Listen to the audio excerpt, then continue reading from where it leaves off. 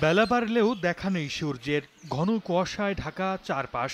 পৌষের মাঝামাঝিতে কনকনে ঠান্ডায় স্থবির জনজীবন।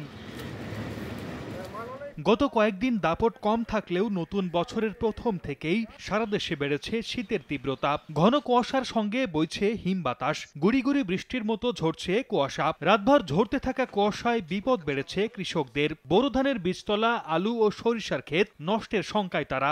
দৃষ্টিসীমা কমে যাওয়ায় অফিসগামী মানুষ এবং স্কুলগামী শিক্ষার্থীরা পড়েছেন ভোগান্তিতে। দুর্ঘটনা এড়াতে হেডলাইট জ্বালিয়ে চলছে যানবাহন। বর্তমান ভাড়া হচ্ছে না, আজকে 2 দিন ধরে ঠান্ডা করতেছে। পঞ্চগড়ে খুব ঠান্ডা বাড়া গেছে, আমাদের খুব কষ্ট হচ্ছে, কম্বল নাই, নাই, সরকার থেকে কিছু দেয় না। আমরা ঠান্ডার জন্য বাইরে হইতে পারতেছি না, রোডে পড়ে আছি, কাম কাজ নাই। কনকনে ঠান্ডা থেকে বাঁচতে অনেকেই খড়কুটো জ্বালিয়ে শীত নিবারণের চেষ্টা করছেন। জরুরি প্রয়োজন ছাড়া বের হচ্ছেন না ঘরের বাইরে। শীতের তীব্রতায় হাটবাজারে গরম কাপড় কেনার ধুম পড়েছে। শীতের সঙ্গে পাল্লা দিয়ে হাসপাতালে বাড়ছে ঠান্ডাজনিত রোগীর সংখ্যা, যাদের মধ্যে শিশু ও বয়স্কদের সংখ্যাই বেশি।